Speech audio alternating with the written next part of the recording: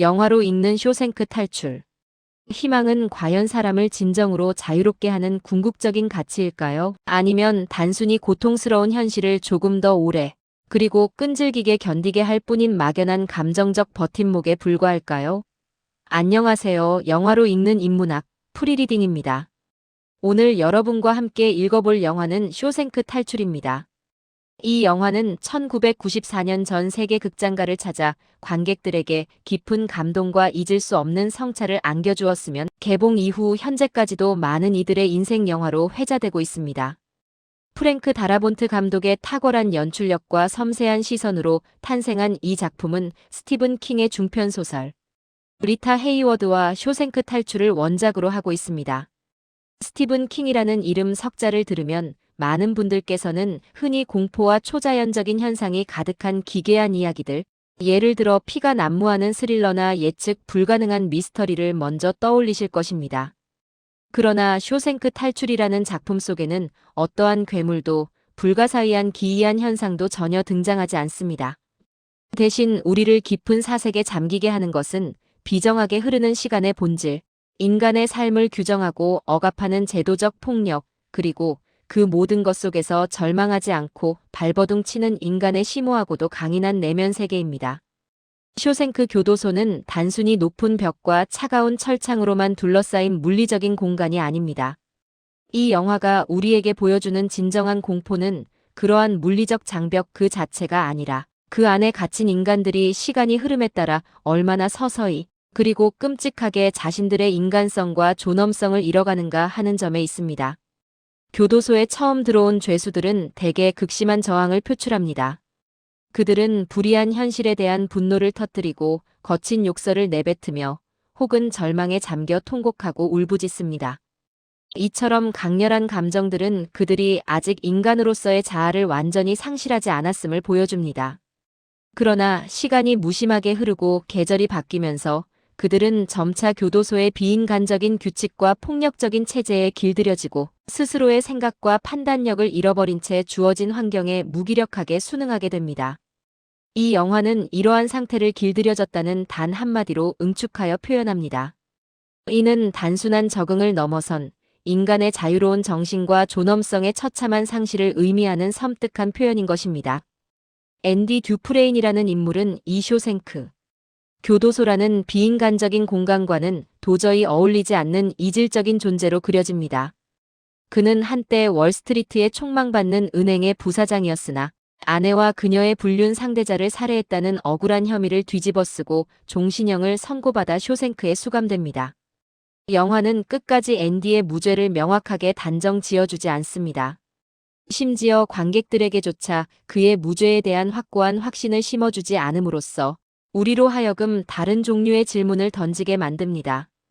이 사람이 정말로 죄인인가 아닌가 하는 이분법적인 질문이 아니라 이 사람은 이 절망적인 공간 속에서 어떻게 자신만의 존엄성과 인간성을 지켜낼 수 있는가 하는 보다 근원적이고 철학적인 질문을 우리에게 던지는 것입니다. 앤디는 결코 목소리를 높여 억울함을 호소하거나 감옥이라는 거대한 제도를 정면으로 부수려 하지 않습니다. 그가 선택한 방식은 매우 느리고 더없이 조용하며 놀랍도록 은밀합니다. 옥상에서 교도관들의 복잡한 세금 문제를 능숙하게 해결해준 대가로 그는 죄수들에게 단 한 병씩의 차가운 맥주를 선사하는 장면은 영화의 백미 중 하나입니다. 그 장면에서 죄수들은 말없이 쏟아지는 따사로운 햇빛을 온몸으로 받으며 맥주를 마십니다. 그 누구도 크게 웃거나 환호하지 않지만 그 누구도 불평하거나 서로 싸우지 않습니다. 그 찰나의 순간이야말로 그들이 죄수라는 굴레에서 벗어나 잠시나마 자유로운 사람으로 돌아오는 기적 같은 시간인 것입니다. 앤디는 또한 폐허갔던 교도소 도서관을 다시 살려내어 풍요로운 지식의 공간으로 탈바꿈시킵니다. 그는 낡고 버려진 책들을 끈기 있게 모으고 도서관 예산을 확보하기 위해 주 정부에 매주 빠짐없이 편지를 써보냅니다. 한 번도 거르지 않고 쓴 그의 편지들은 결국 주 정부의 마음을 움직입니다. 이 장면은 대단히 중요한 의미를 내포하고 있습니다. 왜냐하면 앤디는 단순히 물리적인 자유를 달라고 요구하는 것이 아니기 때문입니다. 그는 단지 인간으로서의 존엄성을 지키고 생각할 수 있는 공간, 즉 내면의 자유를 지킬 수 있는 최소한의 환경을 만들고자 하는 것입니다. 지식과 문화는 인간의 정신을 자유롭게 하는 가장 강력한 도구임을 앤디는 본능적으로 알고 있었던 것이죠. 그리고 어느 날 그는 감히 상상할 수 없는 대담한 행동을 저지릅니다. 교도소 방송실에 몰래 침입하여 모차르트의 오페라 피가로의 결혼 중 아리아. 저녁 바람은 부드럽게를 전 교도소에 울려 퍼지게 만듭니다. 그 숭고하고 아름다운 음악은 높은 벽을 넘어 쇼생크 전체에 울려 퍼지고 모든 죄수들은 하던 일을 멈추고 고요히 하늘을 올려다봅니다. 이 장면이야말로 영화가 말하고자 하는 자유의 핵심을 관통합니다. 진정한 자유는 단순히 어디로 가느냐 하는 물리적인 공간 이동의 문제가 아니라 무엇을 들을 수 있고 무엇을 생각할 수 있으며 무엇을 느낄 수 있느냐 하는 내면의 문제라는 것을 음악을 통해 강렬하게 일깨워주는 것입니다. 그 순간 그들은 육체적으로는 갇혀 있을지언정 정신만은 잠시나마 자유로워지는 경험을 하게 됩니다. 프랭크 다라본트 감독은 이 감동적인 장면을 통해 희망을 구체적으로 설명하려 들지 않습니다. 또한 희망을 억지로 설교하거나 강요하지도 않습니다. 그는 단지 희망이라는 것이 얼마나 강력한 힘을 가지고 사람들을 절망적인 상황 속에서도 끈질기게 버티게 하는지를 그 순간의 경이로운 장면으로 압축하여 보여줍니다. 희망은 때로는 가장 고요하고 은밀한 방식으로 찾아와 인간의 내면을 깨우는 것임을 말이죠. 이 이야기를 우리에게 들려주는 핵심 인물이자 앤디의 가장 가까운 친구인 레드는 영화 속에서 중요한 역할을 합니다. 원작 소설에서도 레드는 이야기의 화자로서 중요한 역할을 하지만 영화 속 레드는 훨씬 더 깊고 상징적인 인물로 확장됩니다. 원작에서 레드는 아일랜드계 백인으로 묘사되지만 영화는 그를 흑인으로 설정합니다. 이러한 인종적 변화는 결코 우연이 아닙니다. 레드는 이 이야기 속에서 제도에 가장 오랜 시간 노출되어 길들여진 인간을 대표하는 존재로 그려지며 그의 피부색 변화는 그러한 상징성을 더욱 분명하고 강력하게 만듭니다. 레드는 스스로를 길들여졌다고 표현합니다. 그는 감옥이라는 비인간적인 환경 속에서 수십 년간 살아남았지만 그만큼 진정한 자유를 두려워하게 된 비극적인 인물입니다. 가석방 신문에서 수십 년간 형식적이고 기계적인 반성의 말을 반복하던 그가 마침내 진심을 담아 자신의 잘못을 인정하고 변화된 모습을 이야기하는 순간 우리는 깨닫습니다. 진정한 자유란 단순히 감옥 밖으로 나가는 물리적인 일이 아니라 자기 자신에게 솔직해지고 스스로의 내면과 마주하는 용기 있는 일이라는 것을 말입니다. 이는 그가 오랜 세월 동안 잊고 있었던 인간 본연의 자유의지를 되찾는 과정입니다. 원작 소설에서는 앤디의 탈출 과정이 영화보다 조금 더 담담하고 간략하게 그려집니다. 그러나 영화는 탈출의 과정을 시각적으로 극대화하고 확장하면서 기다림의 시간이 가지는 묵직한 의미를 강조합니다. 무려 19년이라는 세월. 앤디는 19년 동안 작은 망치를 숨기고 밤마다 조금씩 벽을 파내며 그 누구에게도 자신의 계획을 발설하지 않습니다. 심지어 가장 친한 친구인 레드에게조차 말하지 않습니다. 이 19년간의 침묵이야말로 영화가 만들어낸 가장 강력하고 탁월한 재해석입니다.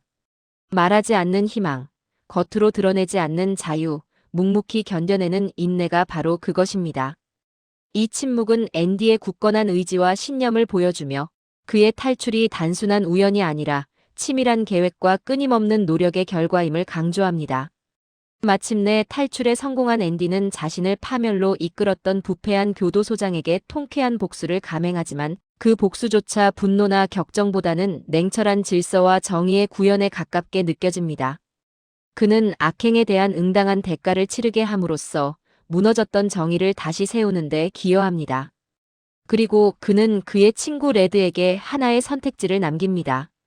밖으로 나가 진정한 자유를 찾을 것인가, 아니면 쇼생크라는 거대한 벽 안에 스스로를 가두고 남은 생을 보낼 것인가 하는 선택 말입니다.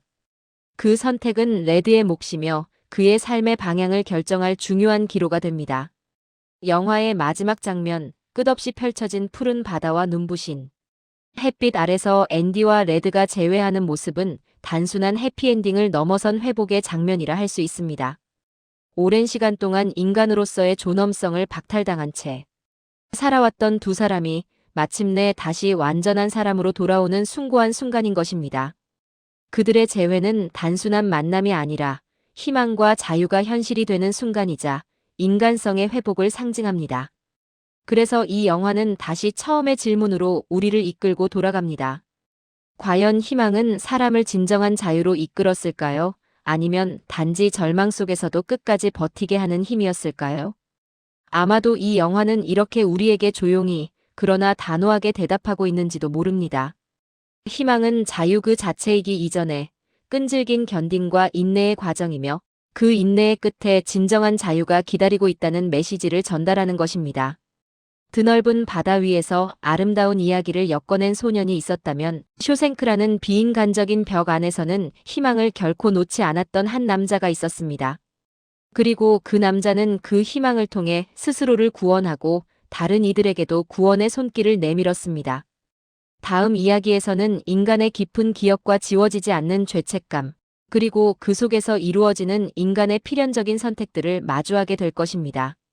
같은 작가, 그리고 같은 감독이 선사하는 또 하나의 걸작. 영화로 읽는 그린 마일을 기대해 주십시오. 지금까지 영화로 읽는 인문학, 프리리딩이었습니다.